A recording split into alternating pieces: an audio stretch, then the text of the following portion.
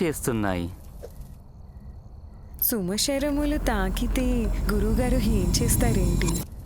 సుమనోహర, సుందర, సురుచిర, సుకుమార, సుగంధభరితమైన నీ గాఢ పరిషంగములో సమయం తెలియని స్థితిలో మమేకం కావాలని నా మనస్సు, నా తనువు అణువణువు తహతహలాడుచున్నవి.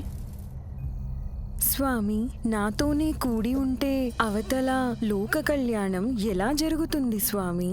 దేవి, ఈ మన్మధునికి కాలతంత్రంతో కూడిన సరస సల్లోభ శృంగారభరితమైన సుఖభోగాల కంటే ఏ లోక కళ్యాణము ఎక్కువ కాదు సుమీ.